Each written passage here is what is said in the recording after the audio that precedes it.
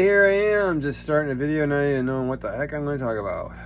Well, one thing I want to talk about is I woke up this morning so sick. It was an awful night, and then absolutely so bad this morning into today. And the medical system is broken everywhere. So they weren't getting my medications to me that I needed really desperately. So I had to wait for hours and hours suffering like really bad. And I was thinking some pretty bad things because suffering that much, you just don't want to suffer. It's too much pain.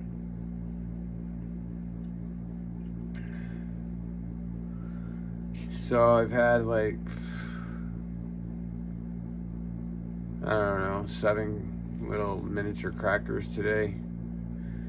I didn't even do a bag, IV bag, because it's too much work and too much, I don't know, this is all I can do actually. I finally got up and out of bed around, let's see, it was probably around 7 o'clock tonight. I got out of bed finally. And now I'm down here in the studio making a video for you guys saying, hey, today sucked. Today was a bad day. Today was a day pain and suffering on a level that I wish upon nobody ever. And that's what I think about when I'm going through that, is other people, like, God, I hope to God other people aren't going through what I'm going through, because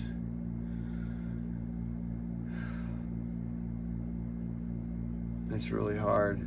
I mean, it's work. You talk about work, you know, cancer patients and everything, they talk about it's a lot of work. It's a lot of work to get my mind to focus on something else. Like I was laying on my port, and I was laying on my my needle, my access point here.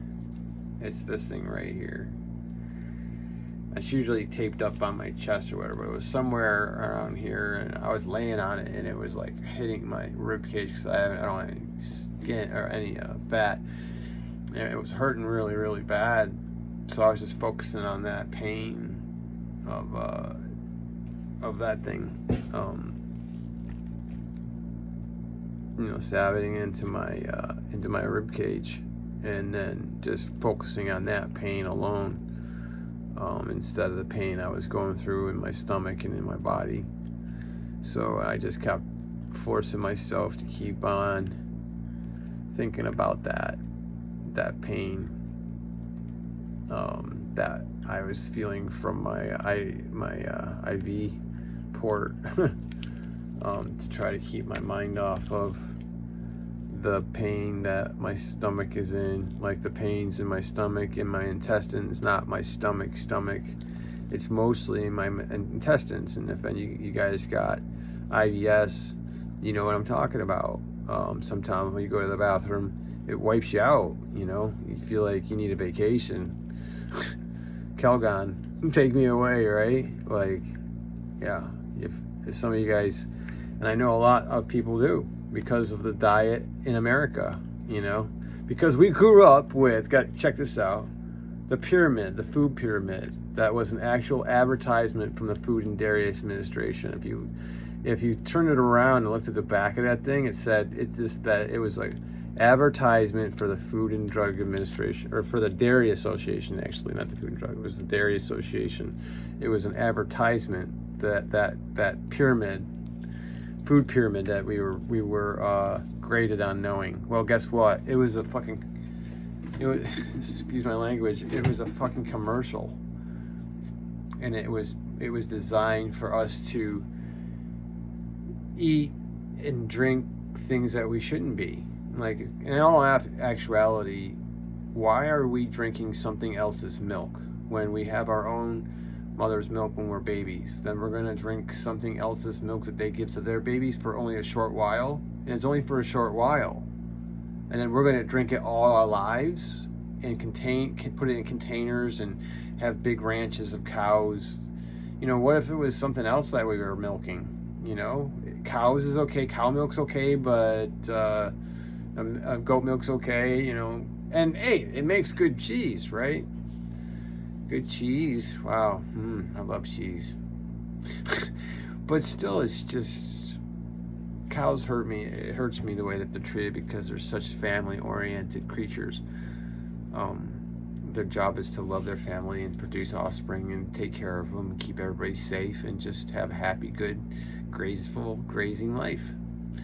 But we separate them. We separate the mothers from the babies, and the mothers actually howl and cry all night long. I've been on the farm where they're crying all night long for their babies, and their babies are crying back in their little cages, and they're veal.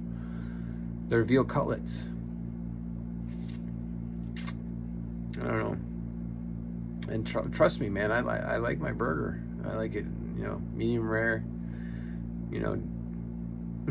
So, I don't know, man. I guess for me it's balance, you know, but also knowing the truth.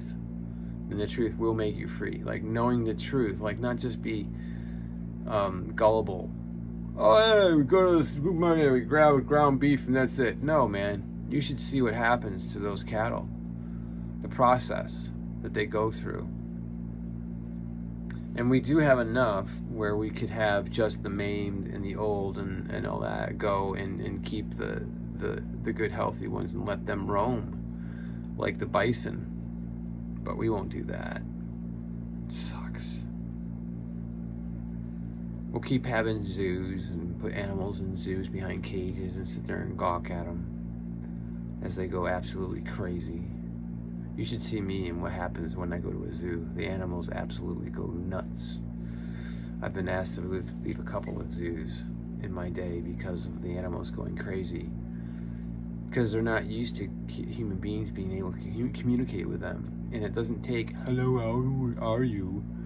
You know, they're not stupid idiot morons. They're just probably, from what I can tell, what I've seen and experienced, they're more intelligent than we are. And we're so stupid. We destroy our own land. We destroy our own home. We destroy our own people, our own things. It's just crazy. But the animal does what, you know, what it's programmed to do, basically. But it's definitely got a vocabulary. And they definitely talk. And I've been communicating with animals since I was a kid because there was nobody around to talk to. I was the lost child in the family, so I was always outside, and that was the safest place to be, was outside. Get the heck out of the house and get away, because bad things would happen if I was at home. So I spent a lot of time talking to animals and being out in nature and growing up like that, not knowing any rules of, like, you can't communicate with a bird, or, you know, they're dumb animals. And I found out that that wasn't true at all. And the ones I communicated a lot with was like my cats that I had at home. We had cats and I communicated with them, but it didn't take moving lips to communicate with them. I mean, you can if you want to, but it doesn't. It's all from like right here and here.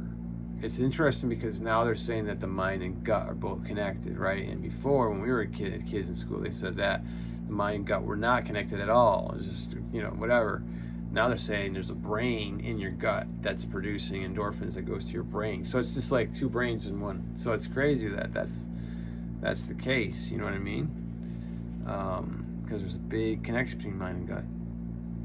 And so lots to learn. And I've been making a lot of hearts. I'm getting a lot of them done here. Here's a bunch of them right here. Like let's say, for instance, this one here. This one's pretty cool.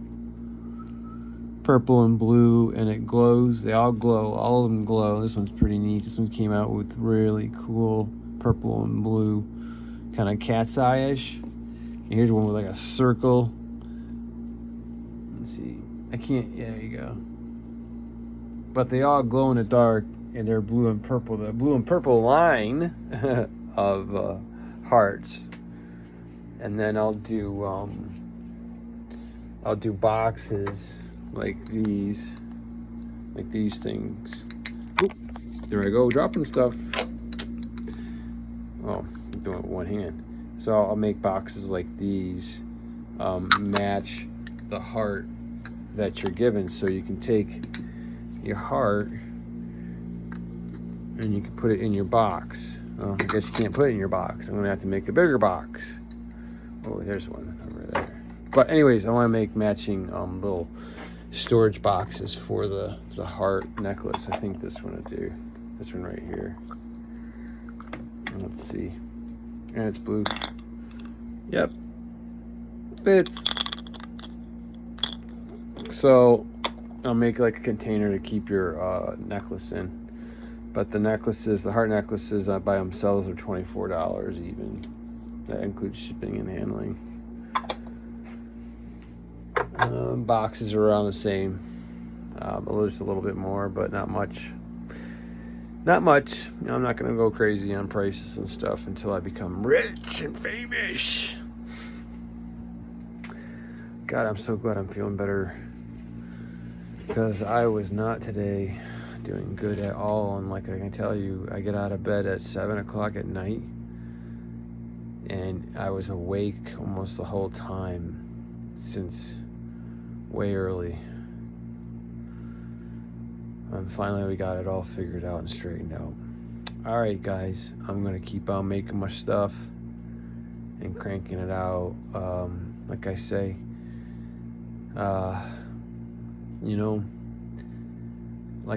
just love yourself. You've got to communicate with yourself and with your body and tell yourself you're your own. Nobody's coming to save you. Nobody's gonna save you. Nobody's coming to save you. I might if you call me. I'm one of those guys. But so we've got a lot of work to do on loving ourselves, and that's what I think about me telling you guys to hug yourself in the mirror and say, I love myself, I love myself, I love myself. And Chris tells me to do this, but just hug myself and tell my body that I love my body and thank you for getting me through all of the stuff that you've done, and I'm sorry that I broke your arm, broke the arm, and I'm sorry, I put your heart through so much trauma, and stuff like that. I actually do have conversations with my body and thanking it. It started when I was having a lot of operations for cancer. I would tell my body, okay, you're going to have to go through some cutting and some dicing, but it's for a good reason. It's all for a good reason, and then when I would get sliced and diced and I'd be in healing phase, I'd say, okay, see, we went through that part, but now we're healing and everything is going to get better and better and better, and I give it love and love, that area in my body that got sliced and diced. Because when you have stage 4 metastatic melanoma incurable, they're going to slice and dice.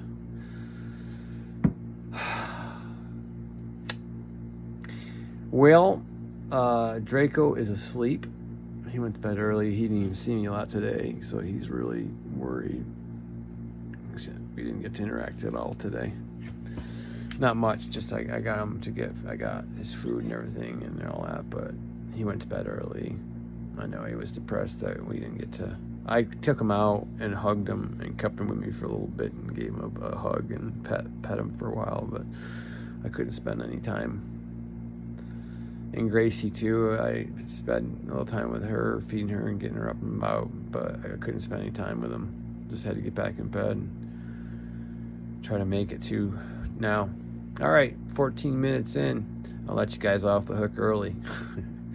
All right, let me know what you guys want. I got so much stuff, man. I'm going to have to get a catalog together. Cindy and I are going to have to make a catalog. Because, wow. And then I'm making stuff for my family and all my nieces. And I forget how many nieces. And I got 2 nephews. Or no, wait. Whoa, 3 nephews. And, well, no. 3 I don't know, my nieces, whatever. I got a lot of kids to make presents for, like Santa Claus, so let me get to work here. And also I got 4 orders to get done for people, which is really cool. I'm really happy that I'm actually getting orders out to people, and that my artwork and my essence is getting out there because I put everything into each piece of art. You know, each necklace, each heart necklace, you know, I put everything into it looking as good as it can, and then also it feeling more powerful than it can, you know, full of love. So I'm gonna get back to that. Thanks again. I love you guys. I'll talk to you hopefully, well, tomorrow. Hopefully, if things go well, I'll talk to you tomorrow. All right. Peace.